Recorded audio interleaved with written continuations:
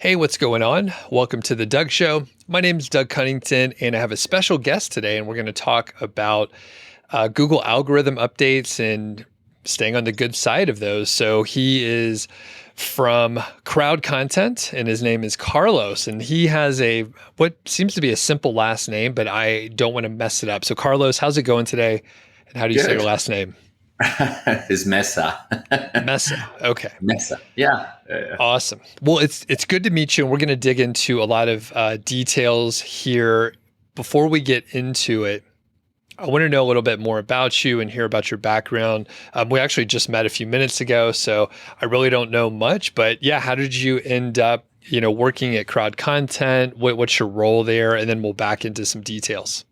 Yeah. No, it's a long, interesting story. So I used to be a banker for many, many years. I was a corporate financier and working with large companies and large banks. But that was my first job out of university after I finished engineering. So I went for engineering, ended up in banking, did that for 13 years, and then decided that I it was crushing my soul, and I wanted to do something very different.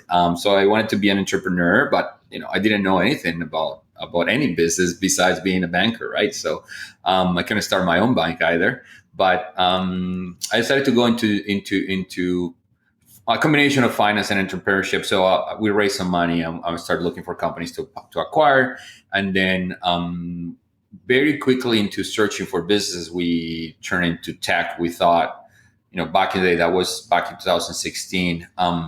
Everywhere that we kick a rock, tech was there, and it was growing really fast.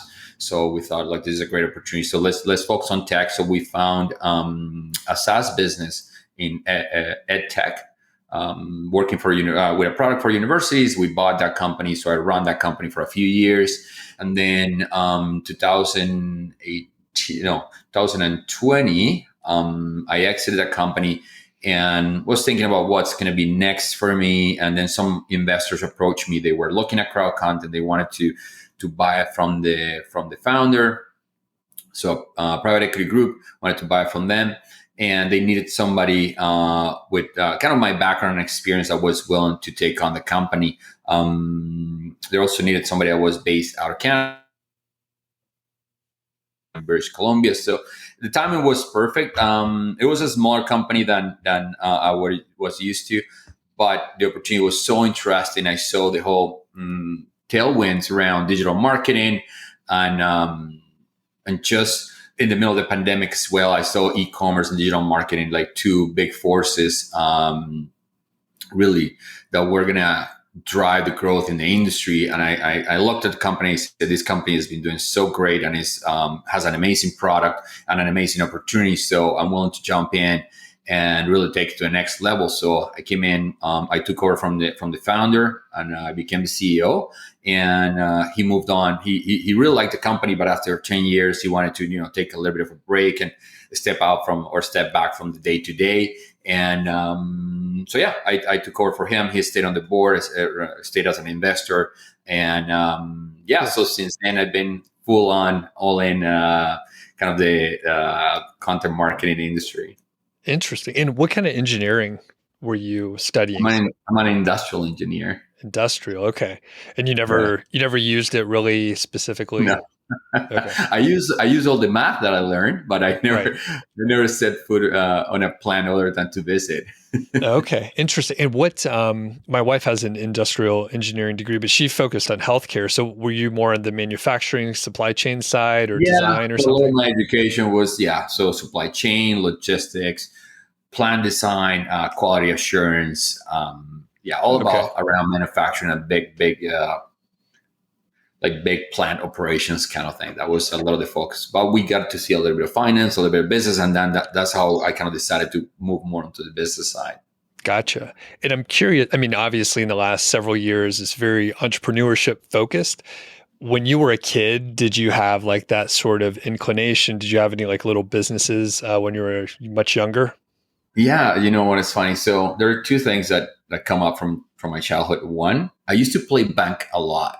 Like I love to take. This was this little chew box, or these boxes are used to have to polish your shoes, right? Yep. You have a little bit of cabinets and little things. So I would put bills there, and then I would play that was my counter, and I would play that a lot. So I thought maybe I always wanted to be a banker, but also I had a bunch of business. I remember my first business. I was like 5 years old, so I would take these pictures and I would frame them with straws, and they'd go around the neighborhood trying to sell them. So I was 5, and since then I always have little side hustles all the time. Yep. So I made chocolates at some point and sold them at school until the teachers told me to stop. But I've done a little bit of everything. That's funny. Yeah. Oftentimes when we're much younger, you're like showing signs and foreshadowing for some stuff you're going to get into later. So, okay, very cool. And anything else about your background that we may find interesting that I didn't ask you about here? Yes. I don't know if it would be interesting. Okay. Yeah. All right. Yeah, I cannot think of anything interesting. I'm Colombian. I moved to Canada. I immigrated to Canada just about 10 years ago. Okay, cool. Yeah. Very nice. All right. Well, before we get into sort of the algorithm updates and staying clear of them and understanding, what's going on, I do want to dive in a little bit deeper to your background. And I want you to tell us why we should listen to you. It sounds like you're newer to the SEO side and you're newer to content marketing and stuff like that. So why are you qualified to talk about algorithm updates and stuff like that? Yeah. What is my EAT? Yep. Well, I think I've been in. I don't know if you should listen to me or not. Let's set the bar low right at the gate. But I don't know if I were to make my case. I've been in business now for almost 20 years. I've seen a lot of different business. I think I got into a little bit of pattern recognition of what works and what doesn't in business. I know how to scale companies, and over at least the last 6-7 years, I've been a lot focused on the scaling up, demand generation. And just growth side of business. So our last 2 business, so the one that we acquired, this SaaS company, was all about scaling up and growing, and the same about this. And now that I've been doing this business barely 20 months, a lot of my folks have been really understanding the industry since day one. That's been it's very hard for us to add value, grow the product, improve it without an intimate understanding of the industry. So I probably spent 60% of my time just studying the industry, talking to experts, talking to clients. I think that's one of the biggest things to really understand what's going on. Attending conferences, doing webinars. Really, so I become a very applied student of the industry, which is fascinating because it changes every day, and there's no way to go to university for SEO and say I know SEO, because it changes every day. So yeah, again, I don't know if you should listen to me, but I have a little bit of experience in business and finance, and that has really served me well over the last year running this business. All right, cool. And I just wanted to, get that out of the way and make sure people understand. And one thing, I don't know if this question is going to go anywhere. There are some people that have been in SEO for, 10, 15, even, the longest, maybe 20 years or so. And they may have some baggage. Do you think coming in as a newer person learning gives you any advantage over someone who's been an SEO maybe say for 15 years, for example? Probably. I think one of the things that I appreciate a lot in people and in business is people come with fresh perspectives. Sometimes I'm very open to hire people from different backgrounds because they might apply those skills and those those mental models into a new business and come up with things that people are not seeing. What happens now when you're in the weeds for so long is very hard to kind of step back and take that 30,000 feet view of things, right? Because you're so close to the action that it's very easy to get lost in the weeds. So I think that I wouldn't say it give me an edge, but at least gives me a fresh perspective and not having to think about, things are being done this way for 10 years. And especially in this industry where things change so fast, I think it's very important to come with a fresh perspective, more so than in our industries. Yep.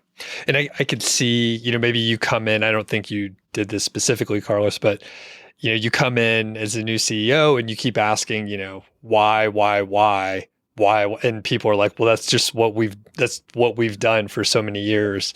And then, maybe it's not the best way. Maybe it is the best way, but they haven't revisited those ideas in a little while. So I could certainly see, fresh ideas, fresh perspective, even some ignorance in there, until you Yeah, learn what's going on. And it forces people to rethink their positions that they've held for so long. absolutely. Yeah, I Cool. think that what is it called? The toddler rule. A 3 year old ask three times why at least. So Yep. yeah, I like to think about it that way. It just is. Okay, well, let's transition. And we have a set of questions, some ideas we're going to go through.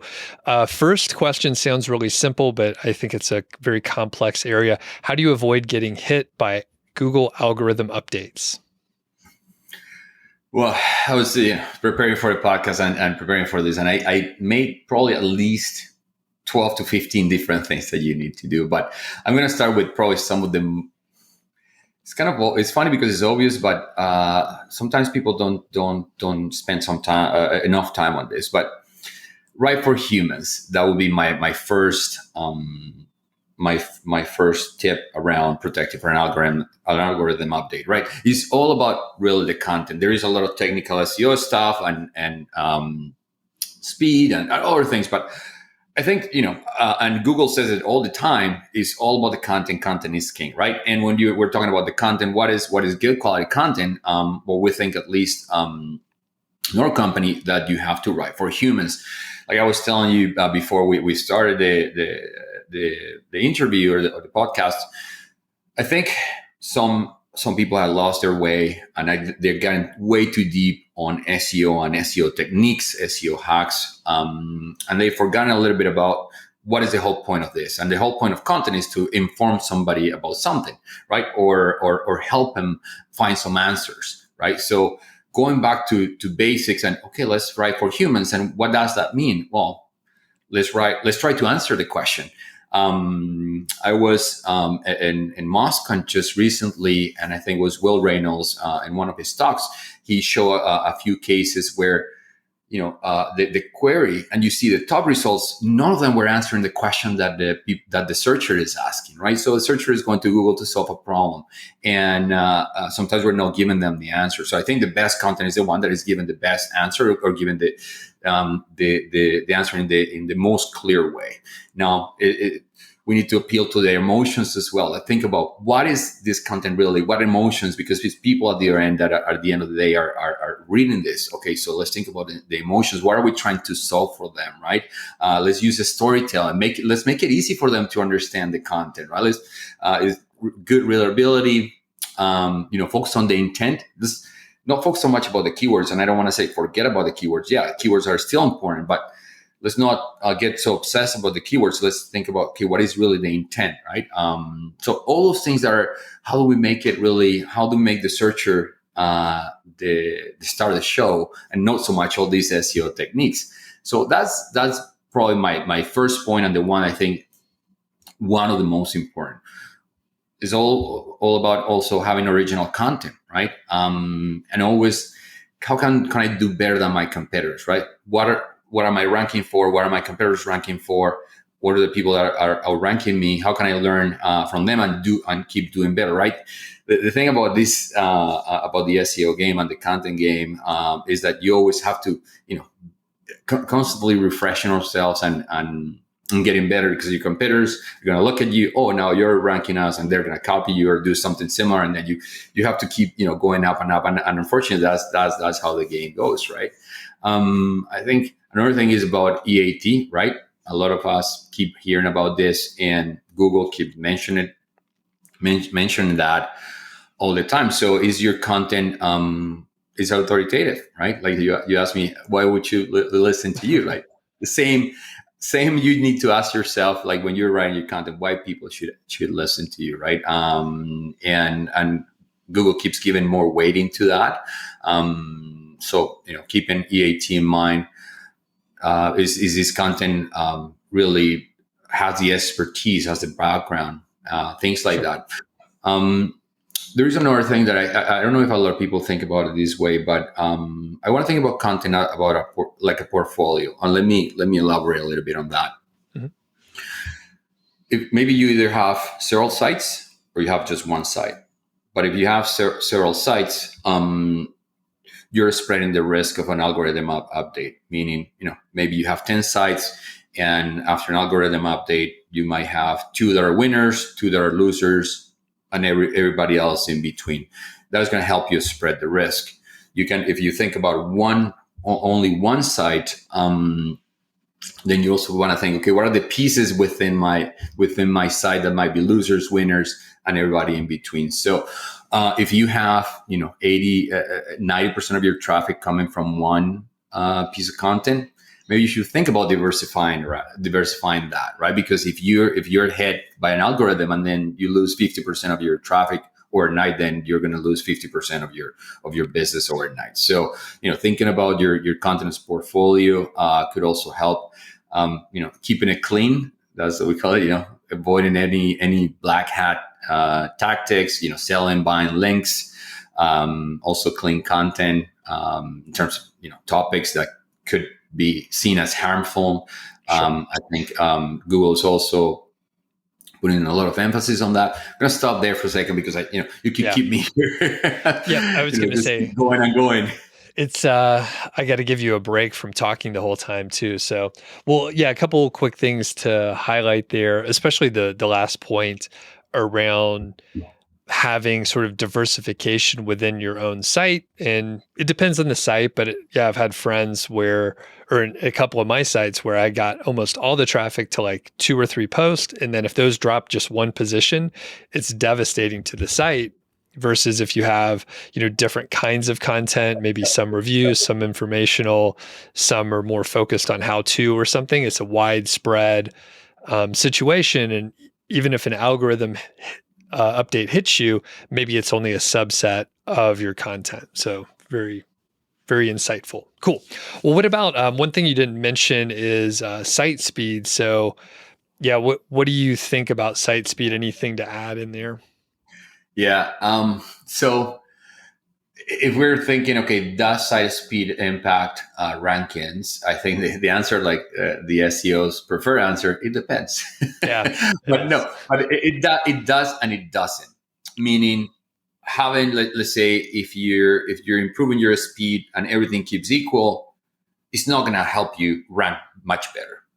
But if you have 2 sites that are with the same, they're very comparable, very similar, but one has better speed, the site with better speed is gonna outrank the other one.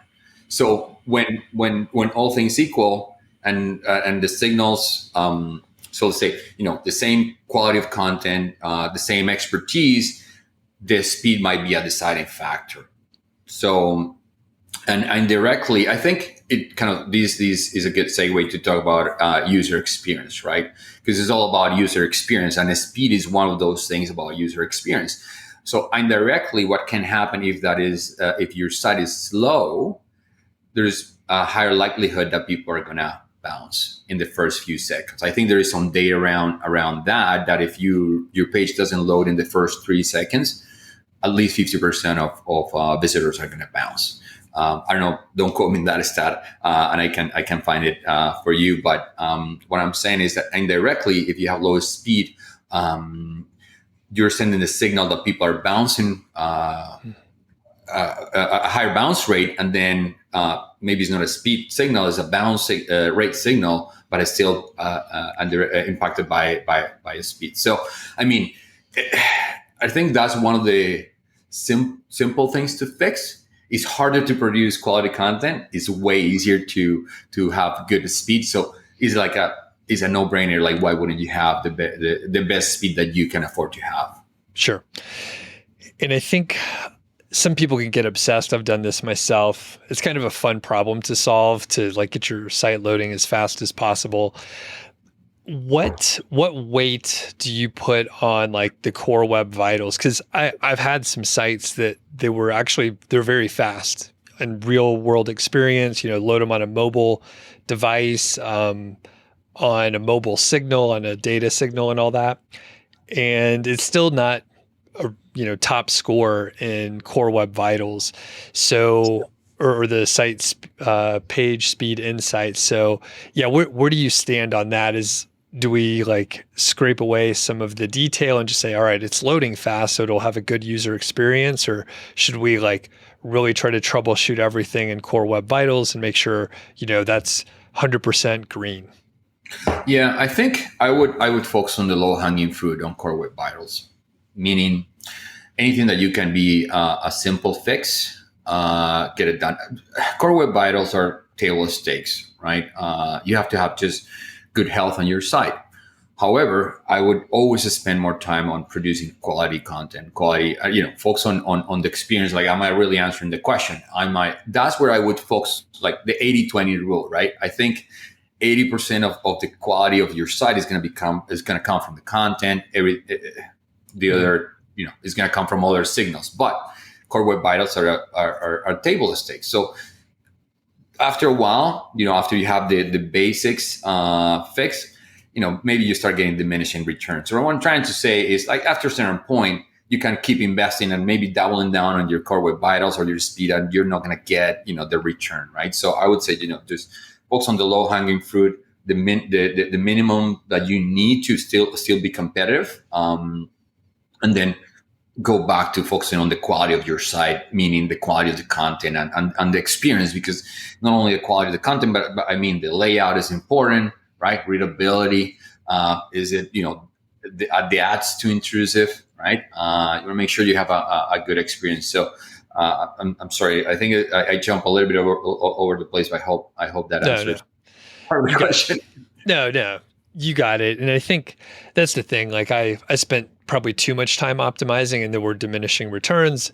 As long as your site's loading, fast enough, and it's not, the worst in the crowd, and maybe in the top 20% of the industry, probably varies between industry, like how quick the sites load and how complicated the formatting and all that stuff is. So just don't be the worst, right? Yeah, exactly. Don't be the worst, but you don't need to be the best to rank. I also seen the cases where sites, they're just okay with the speed and Core Web Vitals, but they have amazing content, and they're still going to outrank other sites that are way faster. So cool. Okay, so moving on. Let's say someone has a site and it's recently been hit in an update, which actually, the time that we're recording this, I think there was another recent update like in the last week. So I think there was a May core update, and then a lot of people dropped, and then I think there was some tweaks done, so people recovered their sites. And then I think in the last week, many of them dropped back down. So let's say someone had a site that dropped down. Is there a way to sort of figure out the quote reason why the site dropped? I don't know if there's a way or one specific answer, because it may be the core update or it might not. So I think my first thought is you need to, don't panic. Right. Stay cool.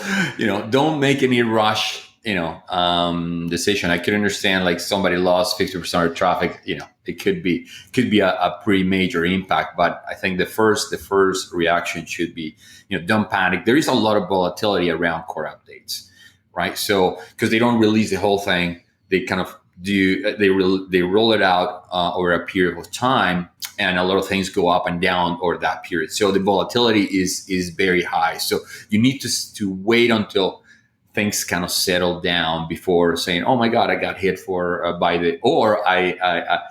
my traffic triple, and now I'm going to buy an island and a boat." But so you need to kind of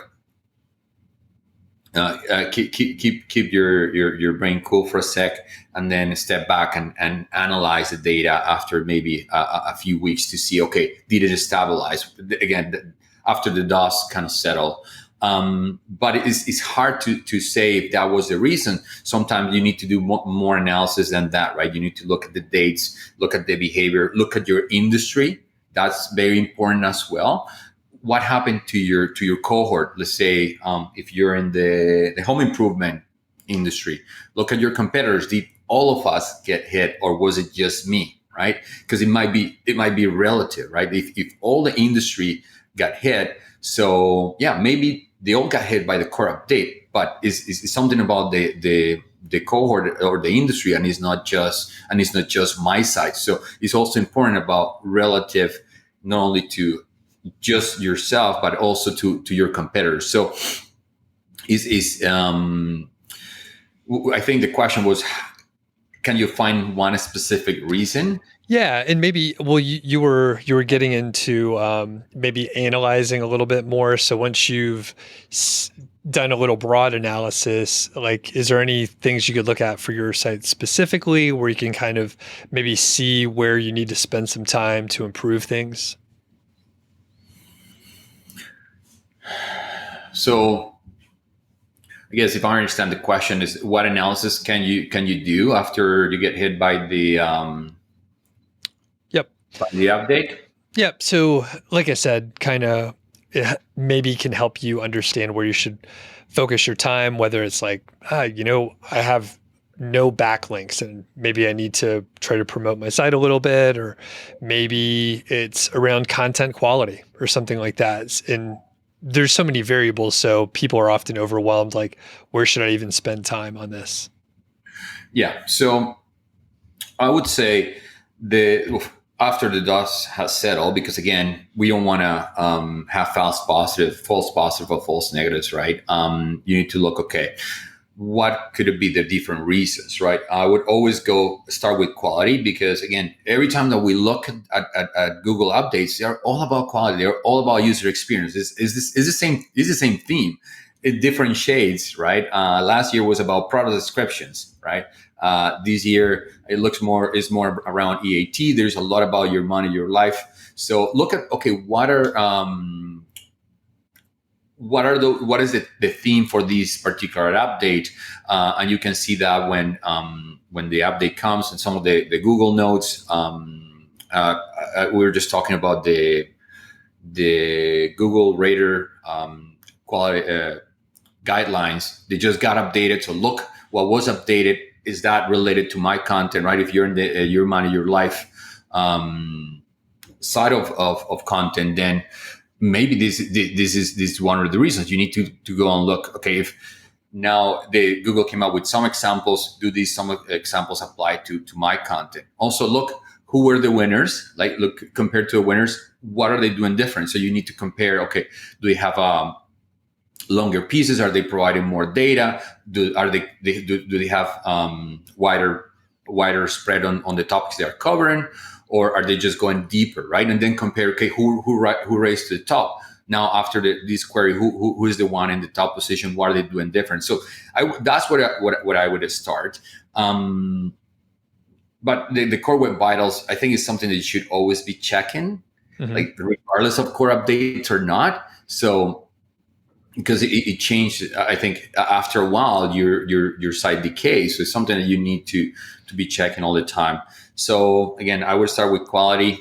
Look at the competition, and look at who's at the top. There's a lot of people that we can follow that come with analysis about the update, and they have they produce a list of the losers and the winners, and they identify some patterns. So go check that if some applies to you, right? I think people like Lily Ray, she just published a great article. And she gives a list of, these were the top 1,000 losers and the top 1,000 winners, and then you can go and see find some patterns. Got it. Okay. And some people, fortunately, haven't experienced a manual penalty before. I have a couple of them, a few times. So good learning experience, but you don't really want that to happen. Can you talk about the relationship between a manual penalty versus the algorithm updates that we see?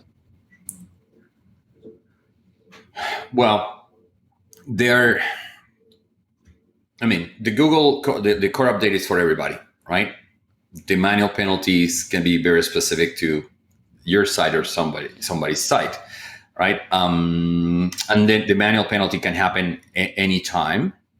I think when there is an update, there's probably more scrutiny around certain sites, right? And because the rater guidelines get updated, then there might be some things that got updated and now trigger a manual penalty. So we might see some more manual penalties after a Google core update because again the guidelines get updated, but sometimes they are unrelated. You just got caught, right? Right. At some point between updates, just got caught. Somebody found because the raters, the Google raters, are all the time looking at data, looking at different sites, and if they found that you have either thin content or spammy links, or just not good links, or some other reasons why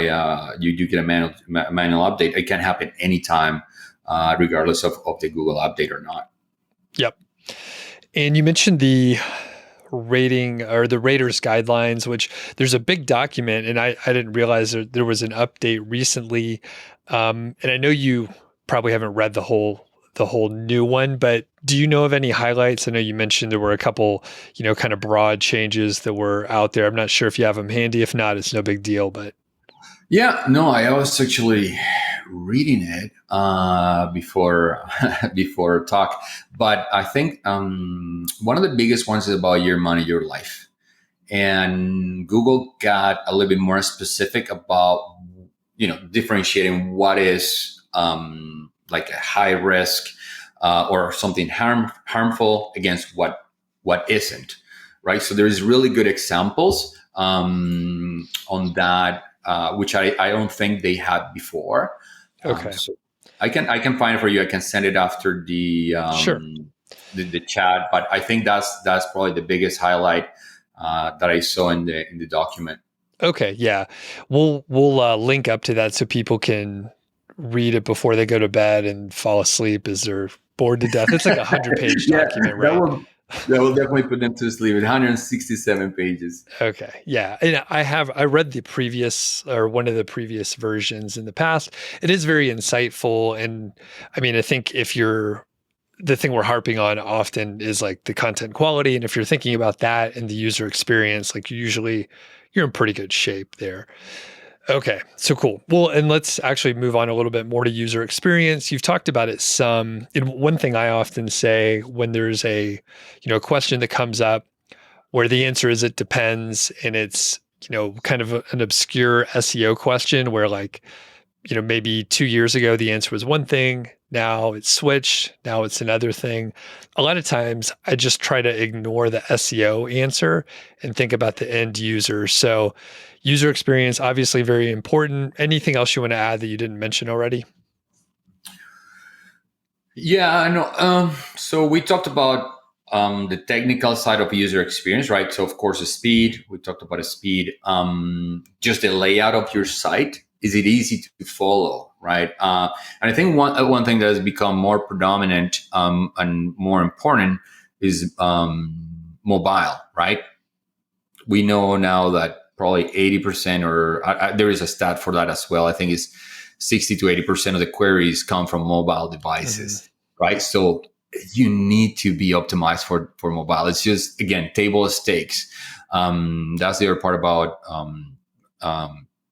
user experience that is very important. Readability. I mean, besides creating quality content that has EAT, that is answering the questions, has to be easy to follow. So using bullet points, like short paragraphs, short sentences, good H1, H2 structures, images, right? Is it like very rich content where, let's say you're talking about a product description, you have a good image about the product, pictures, things like that. Maybe have a video there, but it's all about, really giving the user a good experience. And, is not only you're going to rank better, but your user, your reader is going to stay longer in your site. So the longer they stay, your conversion rate is going to increase as well. So yeah, those are some of the things that come to mind around user experience. Cool. And one of the other questions we have here is how to check if your site has been affected by an algorithm update. And, sometimes it's obvious, right? Your traffic drops like by a huge amount, but I think sometimes it could be more minor. So are there any other ways to check whether your site's been hit? Well, most of it is traffic, right? But again, after a couple of weeks after the update, look at the different tools, look at your traffic, also isolate, but the different pages within your site, which are the ones maybe having a drop or having an increase. There is one interesting one about isolated queries. That's about when sometimes a query that is not totally related to your site is the one that is prompting your site to come up. I read about a case where sometimes logos that somebody had in their site were the ones that were prompting the site to rank. So, check, is there isolated queries? So look at the SERP, not only look at the tools, but also look at the SERP, because, you can go to SEMrush, Ahrefs, and look, okay, these are the analytics or Google Search Console, but also do the exercise of going to the SERP and checking for the terms and see because the SERP is also going to change around the algorithm update. It's going to fluctuate the rankings in over those days, but you got to do the double check, not only the tools and the analytic tools, but also go straight to the SERP. Got it. And a lot of the recent updates, or at least there's been a few recent updates around affiliate review content, and Google's been pretty tough on some of those sites in the last, I would say, 2 years or so. So can you talk about the position that Google has taken for affiliate programs? And yeah, I'll leave it sort of open. Can you just talk about it a little bit? Yeah, and I think I don't think Google has anything against affiliate programs, and probably it's a big revenue generator for them in a way.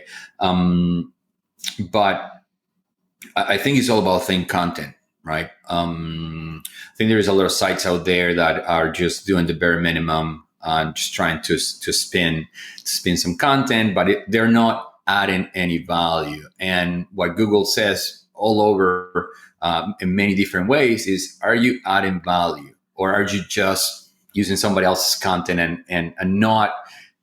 Is the searcher better off after they leave your site? Is the question that people need to ask.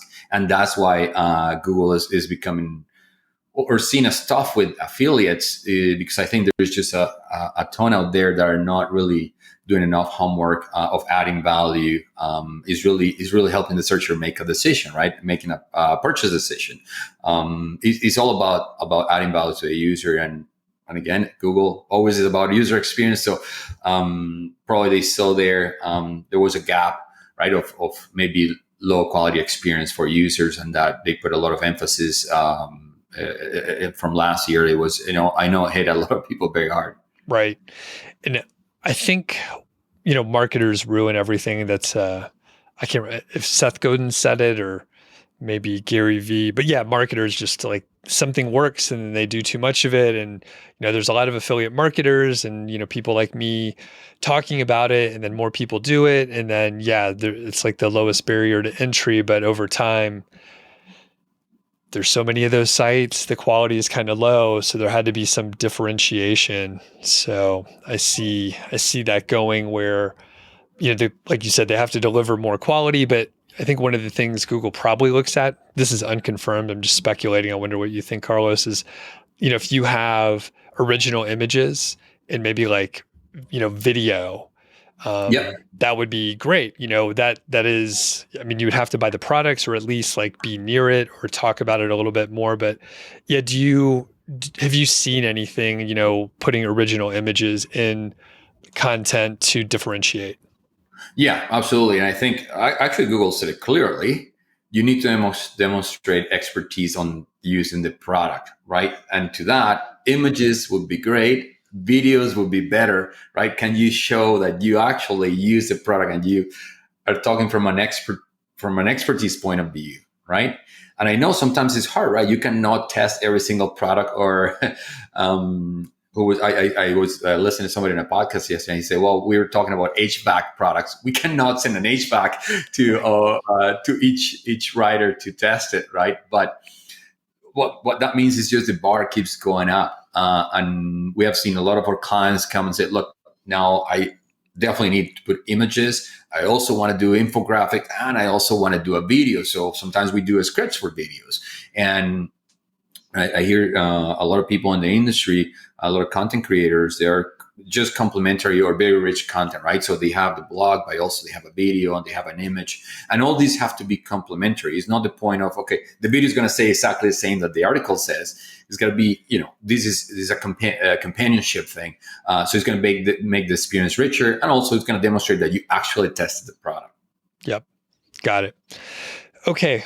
One thing that I've been spending a lot of time on recently, which I didn't think I was going to do, is AI tools. So for the last, 2 years, every day someone asked me about AI tools and if they can work. And I resisted for a really long time, but eventually I could tell that the audience wanted to know more. And I was curious because a lot of people I respect were saying, hey, you should check out some of the tools are much better than they used to be. Where, you're a content company, right? So I expect you're biased against AI tools, but yeah, what do you think of the AI tools? Have you played around personally with some of them to see what they can do? Yeah, not at all. But can I switch role and ask you ask you what is your take? What was your experience?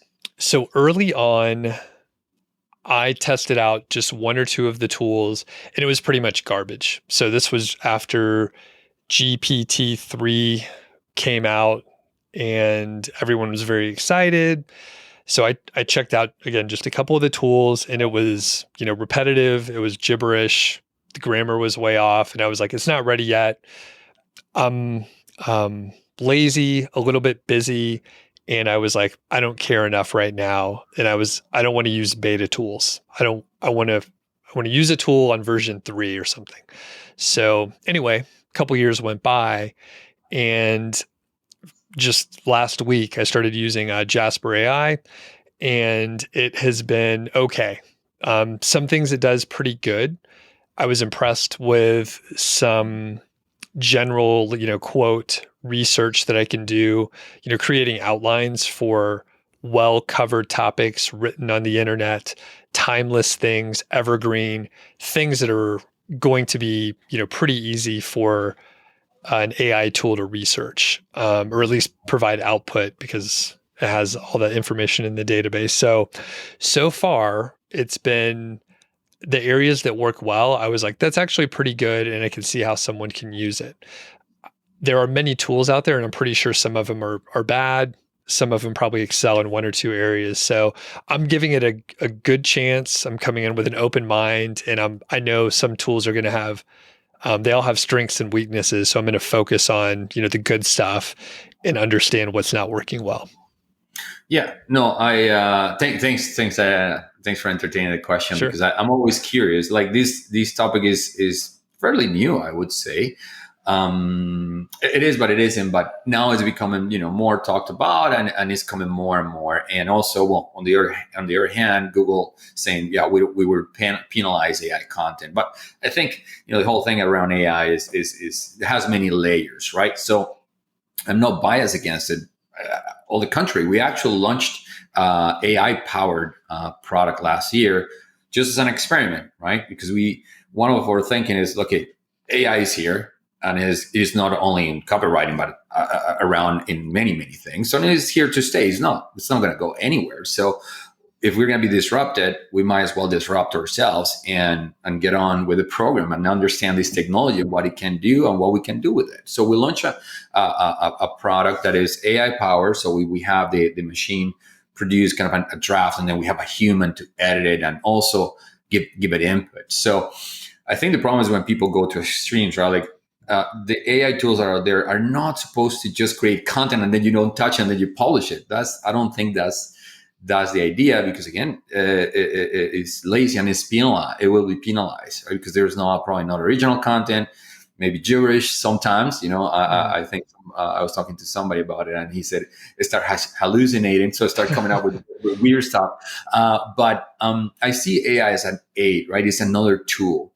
and we're starting to do some experiments, and what we can see is like turbocharging the writer, meaning sometimes writer might have a writer block, like or they need to spin a paragraph or a sentence in a different way. So it's just helping be a little bit faster, maybe helping with some of the research. So we see AI as something that is going to get the writers and make them more efficient, right? Just helping them be faster. How computers or Excel help us be faster in everything that we do. I think AI copywriting might be one of those tools that when you pair with a good writer and a good editor, is going to help you to produce maybe content in a faster way, maybe reduce the time for research. Outlines we've seen is promising what we have seen in terms of outlines. But there's still a lot there's a lot of interaction. So it's a co-writing exercise, right? So is human and machine combined. I think that could produce pretty good results. I think quality content is still going to be king. But how do you produce it? You can probably use AI for some of it, and just get it faster and be able to produce more articles in less time. But I think you always have to think, okay, am I producing quality content? Is this authoritative? Is this providing value, right? But I don't see anything wrong with using the machine to help you do it faster. Mm-hmm. And one of the arguments that I had against the tools before I tested it more was, me personally, the writing and the thinking that I'm doing, I hope it's not just regurgitated. In fact, the best stuff that I come up with is usually like a couple ideas, like maybe I listened to a couple podcasts, maybe I read a book, and maybe I watched a TV show, and it's like the idea, the thread that ties all of those together. And unfortunately, I'm pretty sure none of the tools are going to be able to do that. Now, I may be able to feed in, like you said, feed in some inputs and then get a narrative on the other side that maybe I can edit. But I mean, my writing skills are probably like medium to like slightly above average. So for me to, come up with my ideas and then write them down is probably better than me like going through the tool. So that was one of I think it's kind of a weak argument, but I think depending on the content that you're creating, if you're coming up with original ideas that you're tying things together, like an AI tool is just not going to be able to do it. But, like you said, I mean, there's a bunch of use cases where it will totally work. And if you, hold its hand enough and you collaborate with the machine, then maybe it'll work out. So what about so you guys came up with a product. Can you talk about like the workflow that you guys have, or like how's the product going or anything? Yeah, it's funny. It's called Rocket Content, and it's been going like a rocket. So there's a lot of, I was surprised with the amount of demand that we got for it. So it's been only 6 months, but it went from 0 to now. I think we're in 8 digits. No, sorry. Is it? I don't know how to count digits. No, 7, 6. No, five. He's doing 5 figures a month. Okay. So it's pretty decent. It's going pretty decent, and the feedback has been positive. And it's very cost efficient. So, but how the workflow is we get a topic, or we get some keywords. We still do some keyword research, and then we feed the tool with the topics, and then we have a human interacting with the tool. What is important is that this is not automated, right? So it's not like, okay, here's my keyword, and then just give me a full article. Is an iterative process. Okay, so here's my H1, and then they produce a little bit, and then here's the H2, and then they produce a little bit, or here's the seed sentence, and then they produce the rest. So there's a lot of interaction back and forth.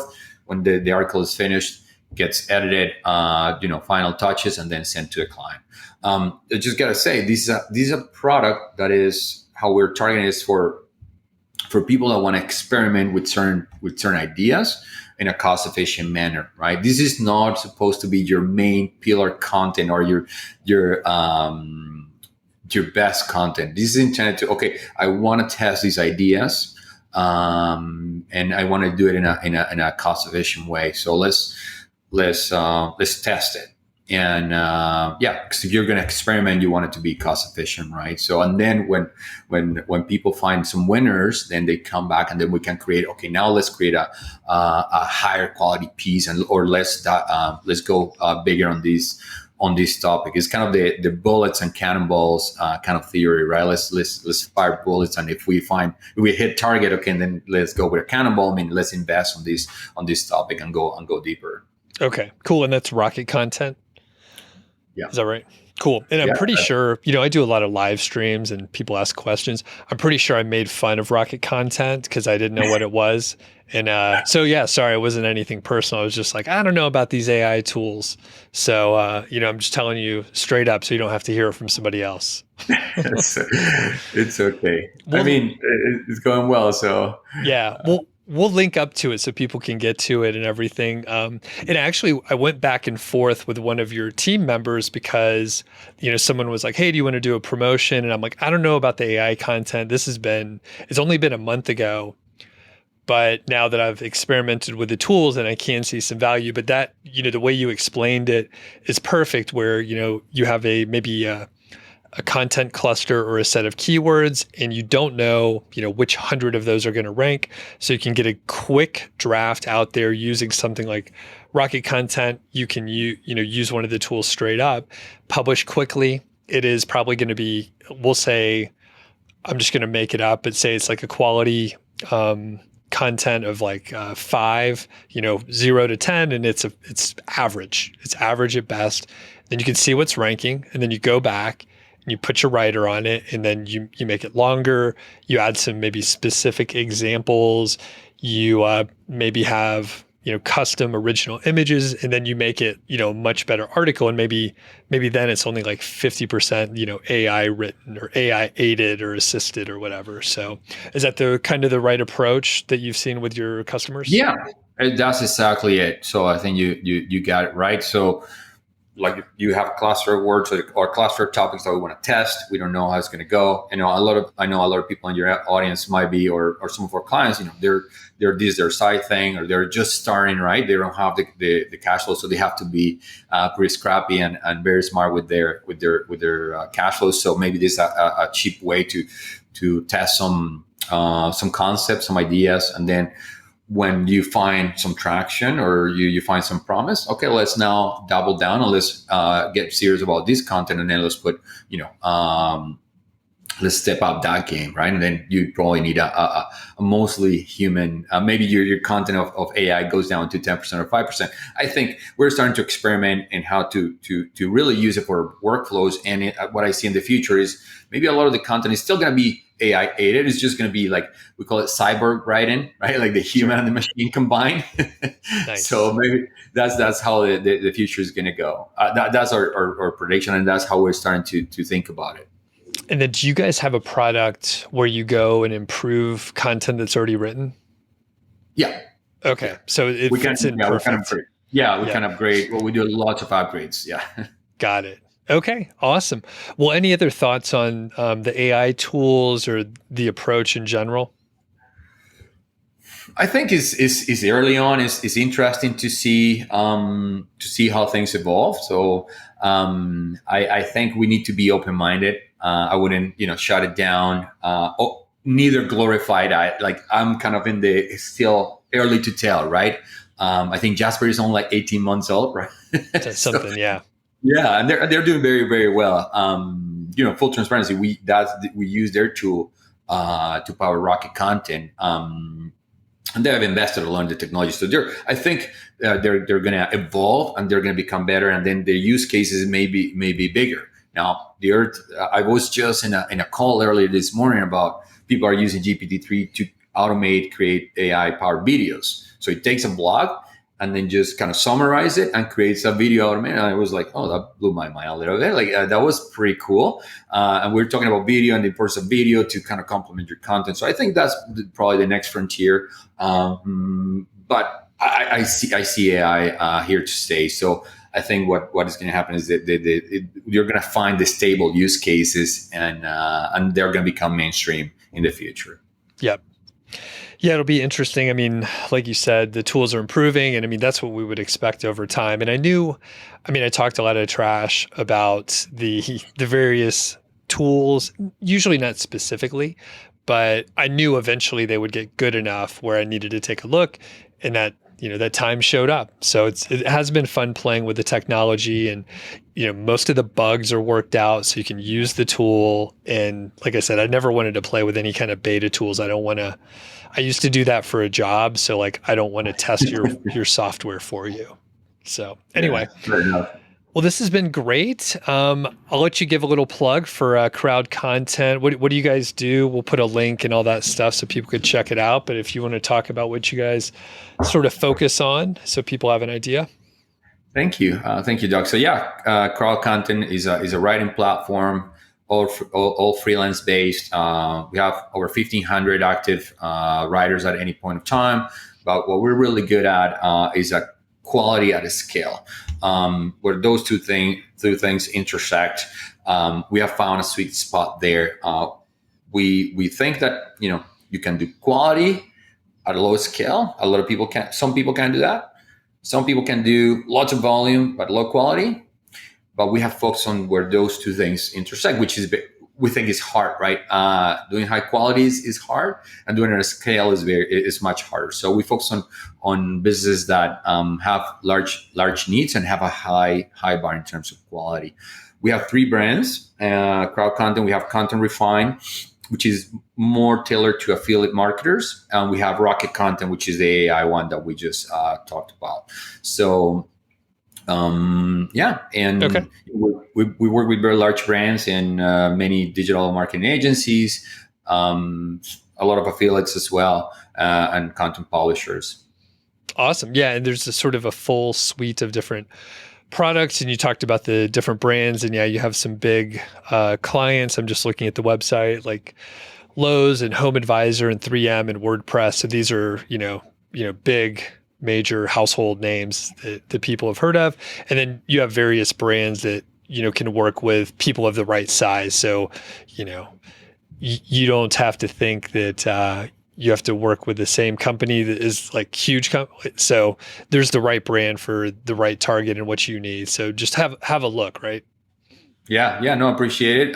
So yeah, you're exactly right. We have different segments, different products for different needs. So the affiliate marketer is just starting with one site and one blog, still can be serviced at with one of our brands. But I think really what we or claim to fame, or what we our motto is all about quality, and we keep pushing it out because we know that's the game, and that's in content, that's what really wins the day. Thanks, Carlos. Really appreciate it. And people can find you, of course, at Crowd Content. Anywhere else you want to plug? Are you on Twitter or anything like that? Yeah, I'm on Twitter, Carlos J. Meza with a Z or a Z for Canadians. All right. LinkedIn as well, Carlos J. Meza. Yeah. Awesome. Ping me there. I'm trying to now be more active and publish a little bit more quality content on my own to kind of thought leadership, things around the industry, all these things. So yeah. Right on. Connect with me there. Very good. Well, thanks, and we'll talk to you soon. Thanks, Doug. Have a great one.